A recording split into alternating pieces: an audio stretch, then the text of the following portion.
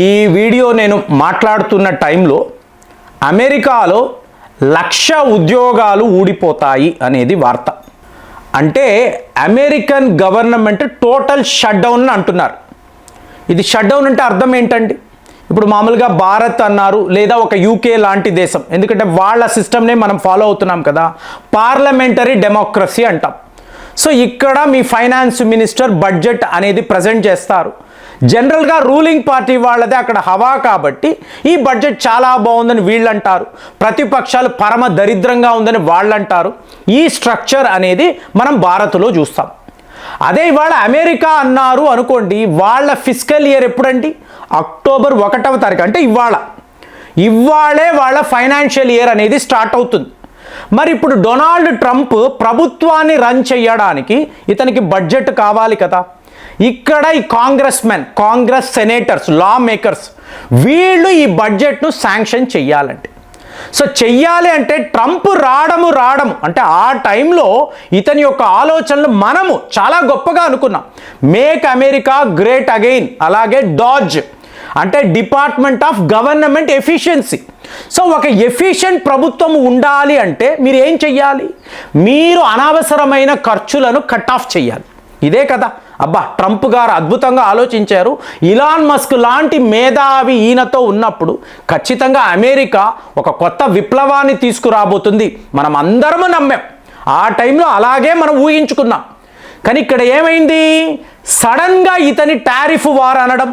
ప్రతి ఒక్క దేశం ఎవరైతే ట్రంప్కి ఫ్రెండో ఆ దేశం మంచిది, ఎవరైతే ట్రంప్ను వ్యతిరేకిస్తున్నారో ఆ దేశము మంచిది కాదు. పర్సనల్గా తీసుకున్నాడు, తేడా లేదు. గవర్నమెంట్కి ఒక పర్సన్కి తేడా లేకుండా ట్రంప్ వ్యవహరించడం. ఫైనల్గా ఈలాన్ మస్క్ గారు కూడా ఇది రియలైజ్ అయ్యి ఇతనితో లాభం లేదు, దీనిని మనం మార్చలేము, ఆయన రిజైన్ చేసి వెళ్ళిపోయాడు. సో ఇప్పుడు మీరు నేను తిట్టడం కాదు కదా, అంతటి వ్యక్తి ఈలాన్ మస్కే ట్రంప్ యొక్క ఈ పాలసీస్ని వ్యతిరేకించి వెళ్ళిపోయాడు. అంటే ఇందులో చాలా విషయాలు ఉన్నాయనేది మనము ఇక్కడ గమనించాలి. సో ఇప్పుడు 1,00,000 మంది ఫెడరల్ వర్కర్స్, వీళ్లకు మేము జీతాలు ఇవ్వలేము ప్రభుత్వం అనింది అనుకోండి. ఫెడరల్ వర్కర్స్ అంటే ఎవరండి? ఇప్పుడు మామూలుగా మీరు హైదరాబాద్ అన్నారు అనుకోండి, శానిటేషన్ వర్కర్స్ ఉంటారు, అలాగే ఎలక్ట్రిసిటీకి సంబంధించిన బోర్డు ఉంటుంది, అక్కడ ఎంప్లాయీస్ ఉంటారు, అలాగే మున్సిపాలిటీ వర్కర్స్. సో వీళ్ళందరికీ ప్రభుత్వము సర్వీసెస్ ఇవ్వాలి ప్రజలకు. మనము ట్యాక్సులు కడుతూ ఉంటాము, ఆ డబ్బుతో వీళ్ళకి జీతాలు ఇస్తారు. ఇదంతా మీ బడ్జెట్లో అలొకేషన్ ఉంటుంది. ఇప్పుడు ఈ 1,00,000 మంది వ్యవహారం ఏమిటి అంటే, ట్రంప్ గారు మీరు అవసరము లేదు అంటున్నాడు. అంటే మీరు వాలంటరీ రిటైర్మెంట్ తీసుకొని వెళ్ళిపోండి. సో దీన్నే డిఫర్డ్ రెసిగ్నేషన్ ప్రోగ్రామ్ అంటారు. అంటే మీకు మీరుగా ఈ ఉద్యోగాలను విడిచిపెట్టి వెళితే మీకు జీతాలు ఇస్తాము, అలాగే కొన్ని బెనిఫిట్స్ కొంతకాలం తరువాత మీరు అక్కర్లేదు. సో ఇలాగ ఈ ఫెడరల్ వర్కర్స్ యొక్క ఈ ఉద్యోగాలను ట్రంప్ గారు ప్లాన్డ్గా, చూడండి మన బడ్జెట్లో ఇంతలాగా నేను తగ్గిస్తున్నాను, కాస్ట్ కట్టింగ్ అనేది చేస్తున్నాను, ప్రపంచ స్థాయిలో ఉండే దేశాలకు మనము ఇస్తున్న ఆర్థిక చేయూత దీనిని ఇలా తగ్గిస్తూ ఫైనల్గా మన అమెరికా ప్రజలకు మంచి చేస్తున్నాను అని చెప్పి ఒక పెద్ద క్యాంపెయిన్. దీనివల్లే ఇతను అమెరికా అధ్యక్షుడు. అంటే అమెరికా ప్రెసిడెంట్ మన గురించి ఆలోచిస్తున్నాడు, ఇదే చాలా గొప్పగా ఉంది కదా అని చెప్పి అమెరికా ప్రజలను ఇతను నమ్మించే మీకు ఆ దేశానికి అధ్యక్షుడు అయ్యాడు. కానీ ఇప్పుడు ప్రాబ్లం ఏమిటి అంటే, ఈ 1,00,000 మంది ఉద్యోగాలు వీళ్ళు వెళ్ళిపోతారు కదా, వెళ్ళిపోయే ఈ పాలసీలో మీకు రేసిస్ట్గా ఆలోచిస్తున్నారు. బ్లాక్స్ ఎంతమంది, ఇందులో భారతీయులు ఉన్నారా, చైనా వాళ్ళు ఉన్నారా, వీళ్ళందరూ ఏలియన్స్ కదా. కాబట్టి వీళ్ళందరినీ పంపించేస్తే మీకు అందులో ఉండే అమెరికన్స్ ఆహా ఓహో అని ట్రంప్ని పొగుడుతారు కదా. ఏమంటే ఇవాళ మన దేశంలో ఒక నేపాల్ నుంచి ఒక వ్యక్తి వచ్చాడు, ఒక మంచి బ్యాంకింగ్ ఉద్యోగాన్ని సంపాదించుకున్నాడు. ఇతను నేపాల్ వాడు కదా, భారతీయుడు కాదు. కాబట్టి ఇతన్ని పంపించాలని ఎవరైనా అనుకుంటే ఇది కరెక్టా? సో ఇలాగ ఇతను ఏంటంటే రావడమే, మేము అమెరికన్స్, మీరు భారతీయులు, మీరు ఆ సౌత్ ఆఫ్రికా వాళ్ళు, ఈవెన్ ఈలాన్ మస్క్ని నువ్వు ఒక ఏలియన్ కదా, సౌత్ ఆఫ్రికా వెళ్ళిపో, ఎలా ఉంటుంది? అతని డబ్బుతో ఇతను పరిపాలనలోకి వచ్చి అతన్నే పంపించాలంటే ఇతని మైండ్ చూడండి. సో ఇప్పుడు ప్రాబ్లం అలా ఏంటి? ఇవాళ 1,00,000 మంది ఉద్యోగులు అంటున్నారు, రేపు ఇది 2 లక్షలు అవ్వచ్చు. అంటే ఫెడరల్ గవర్నమెంట్లో ఎవరైతే ఉద్యోగాలు చేస్తున్నారో వాళ్ళందరినీ మెల్లమెల్లగా పంపించేయడం.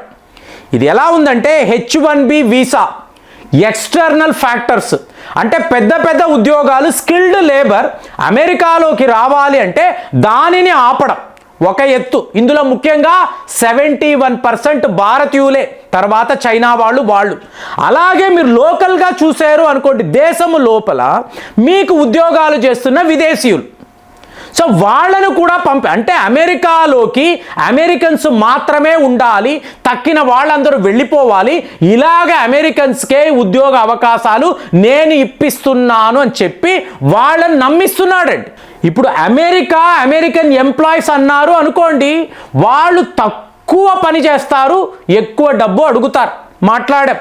అదే మీరు ఒక భారతీయుడో, బంగ్లాదేశో, పాకిస్తాన్ వీళ్ళు అనుకోండి, ఇప్పుడు ఏంటి, పాకిస్తాన్, బంగ్లాదేశ్ ఉద్యోగులు ఉంటే వాళ్ళను సెక్యూర్ చేయండి.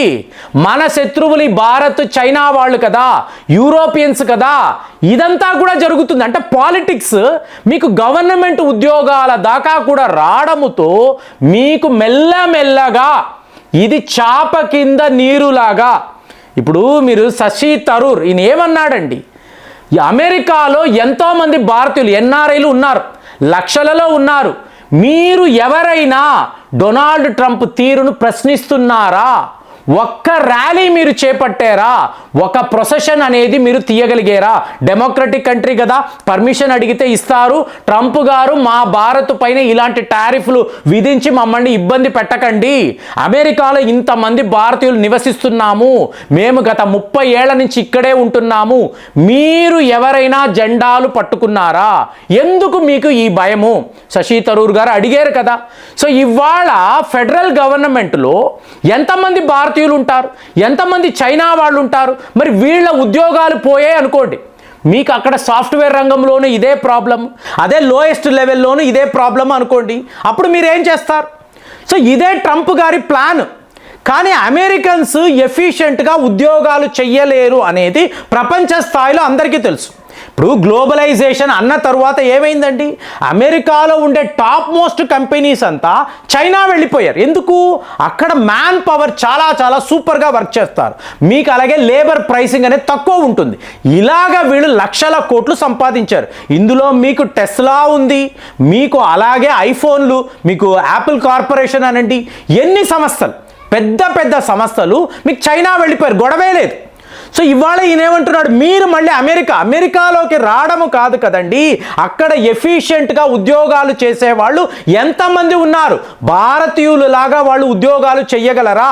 సరేనండి, మీకు హై లెవెల్ సాఫ్ట్వేర్ రంగం పక్కన పెట్టండి, మీకు లేబర్ క్లాస్ వచ్చినా కూడా మీకు అక్కడ మెక్సికో వాళ్ళు, కొలంబియా వాళ్ళు, భారతీయులు వీళ్ళే కదా. ఇప్పుడు కన్స్ట్రక్షన్ అన్నప్పుడు సూపర్వైజర్స్ ఎక్కువ భారతీయులు ఉంటారు, మీకు మెక్సికో వాళ్ళు ఉంటారు.